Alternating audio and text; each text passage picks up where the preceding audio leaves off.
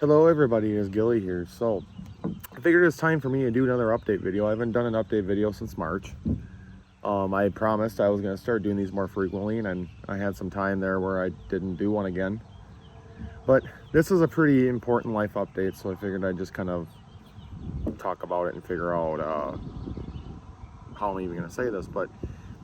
So I thought I ended up with the one. And honestly, I still do believe I did end up with the one when I say this, but we broke up due to my own terrible behavior, my poor choices.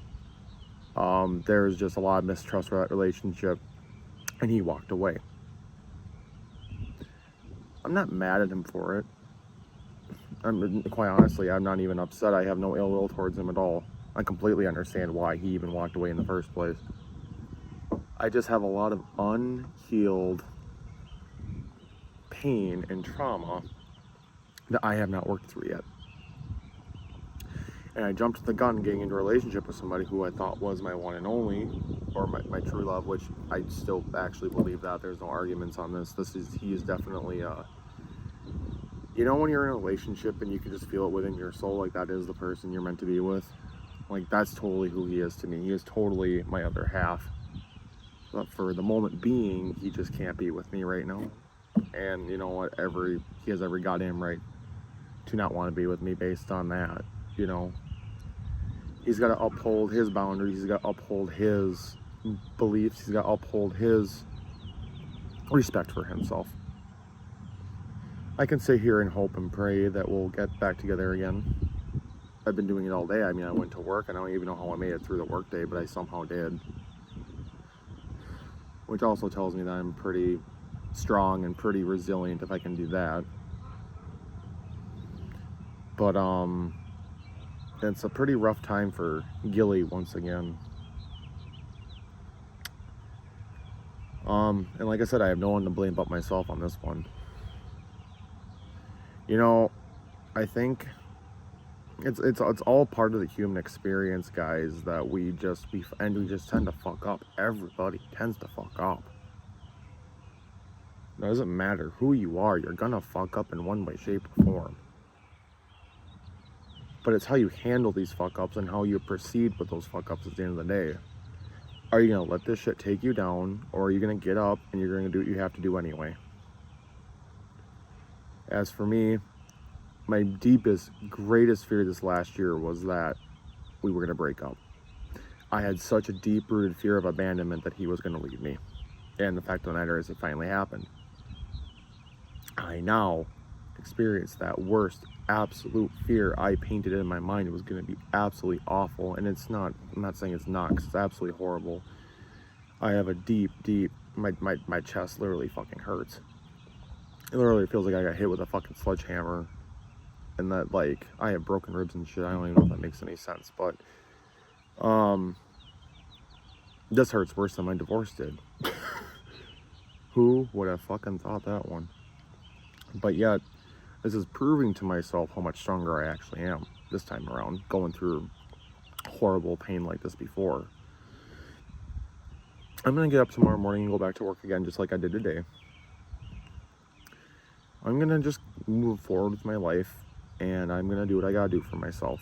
Because what this is telling me is this is a prime opportunity for me to just take time for myself. I don't know if I don't even want to think about relationships right now at this point, like down the line if I want to get into one or not. I'm not even going to have any expectations for myself on that. I'm not going to say I'm not ever going to be in one again either. I'm being realistic when I say that I'm just taking a pause on that whole thing for now.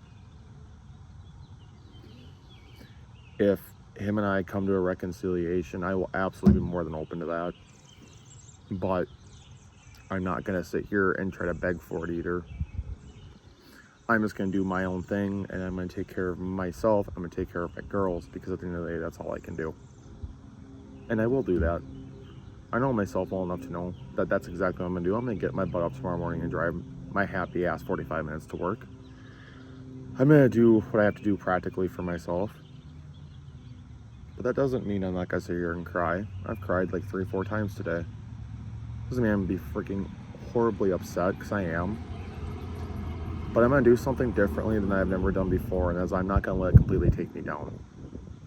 I'm going to get my happy ass up and continue on like nothing happened. I have too many responsibilities I have to take care of, whether I'm happy with what happened or not. I mean, I'm heartbroken.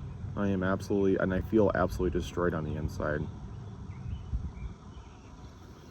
But I'm not gonna let this rule my entire life either. I can't. I don't have that option. I have to get up the next day. When I just don't want to, but I'm going to anyway.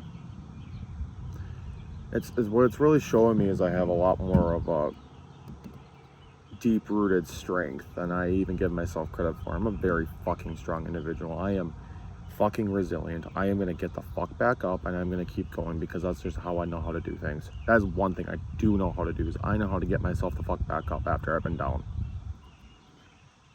I have been in a lot worse situations than this. I have lived homeless in a fucking truck. I have had no home. I have had way worse than this even. So even though I'm sad, and even though I'm hurt, and even though I'm going to miss Travis so fucking much every single day, I'm not going to let it destroy me completely either. Like I said, if there ever be room for reconciliation, I will always be more than open to that. But the fact that this breakup even happens says a lot. There was issues that led me to my mistrust that I even have to sit here and I need to look at myself on. Because I had such a deep-rooted fear of being abandoned and being broken up with, that it led me to behaving in the most outrageous fucking ways. And being controlling. I am not innocent. I was definitely had some controlling behaviors on my end. But all I can do right now is just reflect, understand, and focus on me for now. And focus on my girls. Because at the end of the day, that's what matters. But he's always going to have a very special place in my heart. And if things were to ever come back together, I can't say they will, more than likely not, but if they ever did, there's going to have to be some changes. And I'm no longer afraid to not voice that now. He asked me, I'm going to tell him straight up now. I used to be so afraid because of this, and now that it's actually happened, like, my fear is just dissipated. I'm not afraid to tell him what I think anymore. I'm not afraid to be openly honest if it comes down to that. Now I'm not afraid to do that, when I was afraid the entire relationship to do that. And to be myself. That wasn't his fault, that was entirely on me, but at least I can see that now. Anyway, everybody, so this is my video for the day. Like, comment, and subscribe. I'm going to obviously start doing a lot more of these again. I find this therapeutic in its own right to do videos and to vent and to talk, so. Alright, I will see you all on my next video. Bye, guys.